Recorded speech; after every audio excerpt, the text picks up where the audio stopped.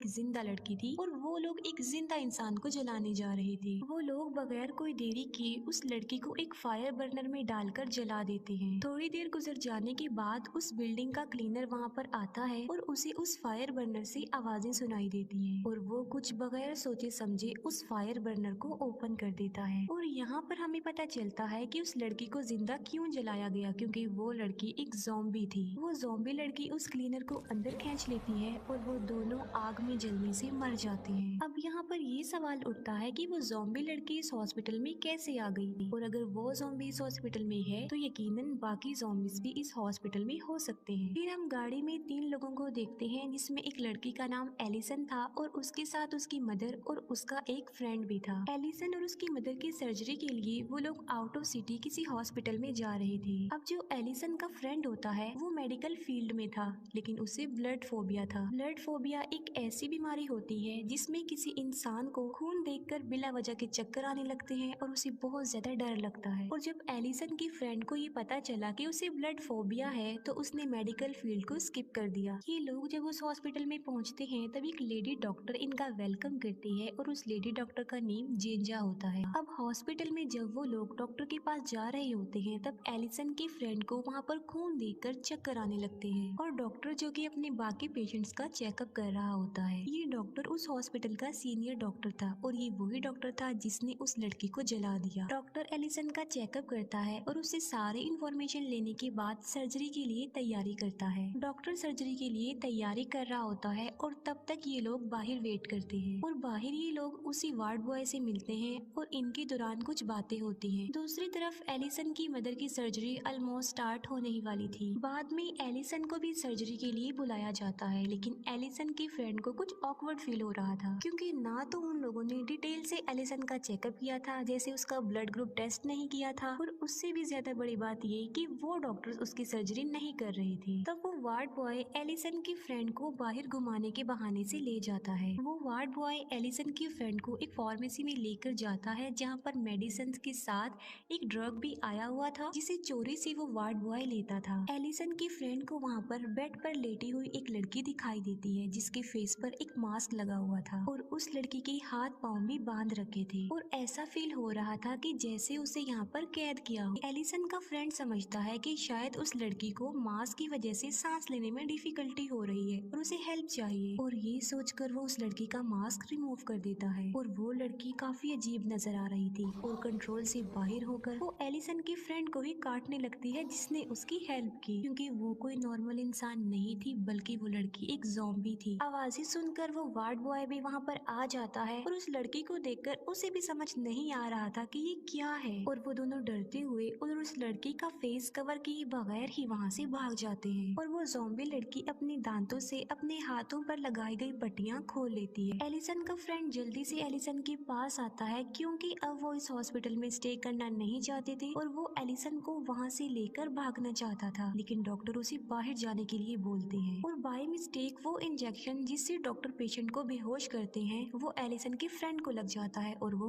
बेहोश हो जाता है। थोड़ी देर गुजर जाने के बाद जब एलिसन का फ्रेंड होश में आता है तब वो दोबारा से ऑपरेशन थिएटर के पास जाता है और वहाँ जाकर वो देखता है कि लोगों की भगदड़ मची हुई है और डॉक्टर सर्वाइवर लोगों को लेकर उस बिल्डिंग यानी उस हॉस्पिटल से बाहर जा रहे थे। और ऐसा इसलिए हुआ क्योंकि जिस लड़की को एलिसन के फ्रेंड ने बाय मिस्टेक फ्री कर दिया उस लड़की ने सबको काट कर इन्फेक्टेड कर दिया था। सब सर्वाइवर्स लिफ्ट के जरिए नीचे जाने की कोशिश करते हैं लेकिन लाइट ऑफ हो जाती है और फिर वो स्टेयर्स का यूज करते हैं और उनके पीछे बहुत सारे ज़ॉम्बीज लगे हुए थे और वो लोग खुद को सेव करने के लिए डोर बंद कर लेते हैं। एक आदमी पैनिक होते हुए व्हील चेयर पर बैठी हुई एक ओल्ड लेडी को सीढ़ियों से नीचे फेंक देता है। सीढ़ियों के जरिए खुद वो नीचे आने लगता है और देखता है कि वहाँ पर भी बहुत सारे ज़ॉम्बीज थे जो बुरी तरह एक दूसरे को खा रहे हैं और वो आदमी खुद को सेव करने के लिए एक रूम में छुप जाता है। फिर हम देखते हैं कि एलिसन और उसका फ्रेंड बाकी लोगों से अलग हो गए थे क्योंकि एलिसन की मदर मिल नहीं रही थी और वो लोग उन्हें ढूंढ रहे थे। जब वो लोग सारे रूम्स को चेक कर रहे होते हैं तब एक ज़ॉम्बी डॉक्टर उन पर अटैक कर देता है। एलिसन का फ्रेंड उस ज़ॉम्बी डॉक्टर को मारने की कोशिश करता है लेकिन इलेक्ट्रिक शॉक लगने की वजह से वो खुद बेहोश हो जाता है। एलिसन समझती है कि शायद वो मर गया है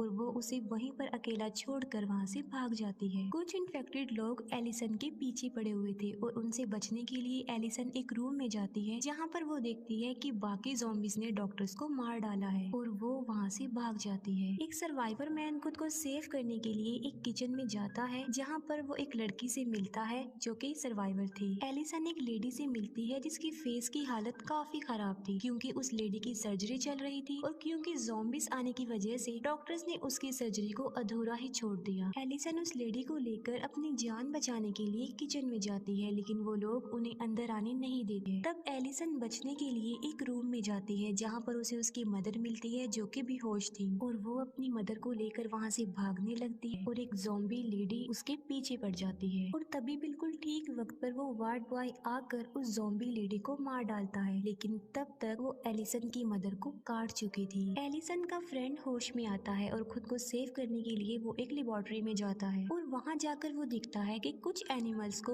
बंद करके एक ग्लास बॉटल में रखा हुआ है। एलिसन का फ्रेंड एक गिलास बॉटल को तोड़ देता है और उसमें से एक इन्फेक्टेड एनिमल निकलता है। उस एनिमल से बचने के लिए एलिसन का फ्रेंड भागता है और वो सीनियर डॉक्टर और जेंजा के पास आ जाता है। वो लोग उस वक्त कुछ पेपर्स को जला रहे होते हैं। उन पेपर्स में ज़ॉम्बीज के क्योर के लिए कुछ बातें लिखी हुई थी और वो लोग नहीं चाहते थे कि ये पेपर्स गवर्नमेंट को मिले और इसीलिए उन पेपर्स को उन्होंने जला दिया। डॉक्टर का असिस्टेंट एलिसन की मदर की चोट पर बैंडेज लगा रहा होता है। अब जो सर्वाइवर्स बचे थे वो एक जगह पर इकट्ठे हो जाते हैं और एलिसन की मदर इन्फेक्टेड हो गई थी। डॉक्टर एलिसन की मदर को एक एक्स से मारने ही वाला होता है कि एलिसन की मदर उस डॉक्टर के फेस पर ब्लड वॉमिट कर देती है। ब्लड उस डॉक्टर के मुंह में चला जाता है जिसका मतलब ये था कि अब वो डॉक्टर भी इन्फेक्टेड हो जाएगा। खुद को सेव करने और उस ज़ॉम्बी वायरस के क्योर के लिए डॉक्टर एक मेडिसिन बनाने लगता है और यहाँ पर हमें पता चलता है कि वो वायरस उस डॉक्टर ने ही इन्वेंट किया था और उसे लगता था कि अगर मैंने वायरस को इन्वेंट किया तो मैं इसकी क्योर की मेडिसिन भी इन्वेंट कर सकता हूँ। और यहाँ पर ये बात रिवील होती है कि वो डॉक्टर ऐसी मेडिसिन बना रहा था जिससे कोई भी इंसान कभी भी, जिस इंसान की एज कभी भी इंक्रीज ना हो और वो हमेशा यंग ही नजर आए। और उस डॉक्टर ने उस मेडिसिन का एक्सपेरिमेंट सबसे पहले एनिमल्स पर किया और एनिमल्स के बाद उसने वो एक्सपेरिमेंट इंसानों पर यानी अपने पेशेंट्स पर किया, जिससे ये बात सामने आ गई कि वो कोई मेडिसिन नहीं थी बल्कि वो ज़ॉम्बी मेडिसिन एलिसन की मदर में इंजेक्ट करता है लेकिन इसका कोई भी फायदा उन्हें नहीं होता। एलिसन का फ्रेंड उस डॉक्टर से पूछता है कि आखिर इस मेडिसिन को बनाने का आइडिया था किसका और वो डॉक्टर बिल्कुल स्लो वॉइस पे कहता है कि जेंजा का आइडिया था ये। तब उस वार्ड बॉय के अलावा किसी को भी जेंजा का नाम सुनाई नहीं देता। तब वो डॉक्टर लाउड वॉइस में जेंजा का नाम बोलने लगता है लेकिन इससे पहले कि वो जेंजा का नाम लेता वो उसे मार डालती है। जेंजा ने उस डॉक्टर को इसलिए मारा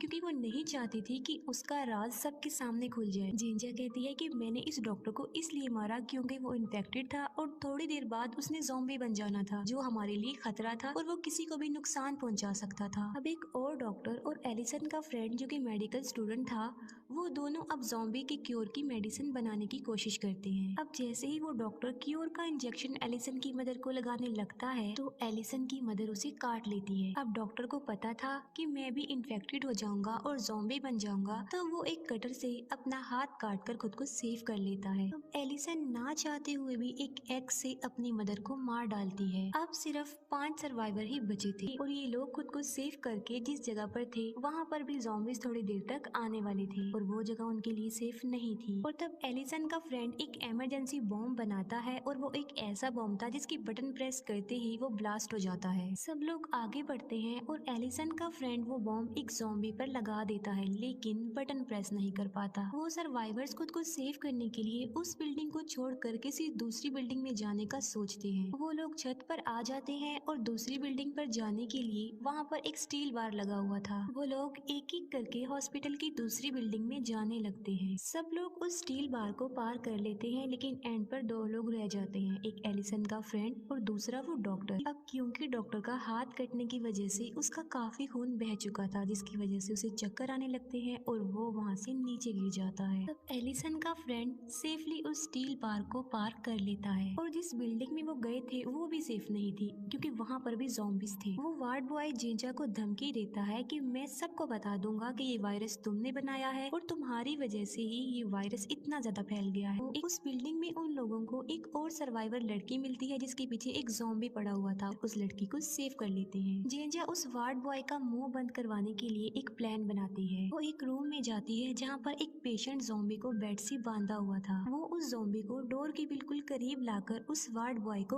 अंदर बुलाती है और जब वार्ड बॉय अंदर आता है तब वो पेशेंट ज़ॉम्बी उस वार्ड बॉय को काट लेता है। जेंजा ने ऐसा इसलिए किया था क्योंकि वो ये सोच रही थी कि अगर वो वार्ड बॉय इन्फेक्टेड हो गया तब उसका राज किसी के सामने भी नहीं आ पाएगा और वो बच जाएगी। और तब गुस्से में आकर वो वार्ड बॉय जेंजा को मार डालता है और किसी को ये पता न चले कि उसे भी ज़ॉम्बी ने काट लिया है, वो अपना जख्म छुपा लेता है। वो सबको बताता है कि जेंजा को ज़ॉम्बीज ने मार डाला है। वो सब लोग ग्राउंड फ्लोर पर आ जाते हैं और देखते हैं कि बाहर पुलिस है जिन्होंने उस बिल्डिंग को चारों तरफ से सील किया हुआ है। अब वो सर्वाइवर लड़की जिसे उन्होंने इस बिल्डिंग में सेव किया था वो पुलिस को देखकर काफी खुश हो जाती है और एक्साइटमेंट की वजह से वो बाहर भाग कर आती है। पुलिस समझती है कि शायद वो लड़की ज़ॉम्बी है और वो उसे शूट कर देते हैं और अंदर जाकर भी वो पुलिस ऑफिसर्स यही समझते हैं कि शायद यहाँ पर कोई भी सर्वाइवर नहीं बचा और सब ज़ॉम्बीज बन गए हैं। पुलिस की गोलियों और ज़ॉम्बी से बचने के लिए ये लोग एक टनल में जाते हैं। टनल में आते वक्त वो इन्फेक्टेड एनिमल जिसको एलिसन की फ्रेंड ने बाय मिस्टेक आजाद कर दिया था वो एलिसन के फ्रेंड को काट लेता है। आगे जाकर उन्हें एक मैन होल मिलता है और उसके ढक्कन को हटाने के लिए एलिसन अपनी फिंगर्स का यूज कर रही होती है। पुलिस समझ रही थी कि शायद इस मैन होल से ज़ॉम्बीज बाहर आ रहे हैं और इसीलिए वो एक गाड़ी का टायर उस पर चढ़ा देते हैं जिससे एलिसन की उंगलियां कट जाती हैं। फिर किसी दूसरे मैन हॉल से एलिसन और वो वार्ड बॉय बाहर आ जाते हैं और बाहर आने के बाद वो वार्ड बॉय उस टनल को बंद कर देता है और एलिसन का फ्रेंड जो कि इन्फेक्टेड हो गया था और वो अकेला ही उस टनल में रह जाता है। बाहर एलिसन और वो वार्ड बॉय एक गाड़ी में बैठकर वहाँ से भाग जाते हैं। रास्ते में एलिसन गाड़ी को रोकती है और वो वार्ड बॉय जो कि अब ज़ॉम्बी बन गया था वो एलिसन को मारने लगता है, लेकिन एलिसन उस वार्ड बॉय को कार से क्रश कर देती है। टनल के अंदर एलिसन की फ्रेंड को वो ज़ॉम्बी मिलता है जिस पर उसने वो इमरजेंसी बॉम्ब लगाया था। वो इमरजेंसी बॉम्ब के बटन को प्रेस कर देता है और खुद भी इंजर्ड हो जाता है, लेकिन अब वो भी वहाँ से निकलकर बाहर आने में कामयाब हो जाता है। एलिसन जो कि गाड़ी में बैठकर आगे बढ़ रही होती है, आगे जाकर वो अपने इन्फेक्टेड फ्रेंड को देखती है और एलिसन समझती है कि शायद उसका फ्रेंड अब ज़ॉम्बी बन गया है और वो उसे क्रश कर देती है। उसकी डेड बॉडी और उसका ब्लड अपनी गाड़ी पर देखकर एलिसन को काफी दुख होता है और उसे अपनी गलती का पछतावा होता है और एलिसन वार्ड बॉय की डेड बॉडी को पीछे मुड़कर देख रही होती है और क्योंकि वो काफी स्पीड में जा रही थी जिसकी वजह से गाड़ी कंट्रोल से बाहर होने की वजह से एक ट्री से टकरा जाती है और इस एक्सीडेंट में एलिसन की भी मौत हो जाती है। सब लोग मर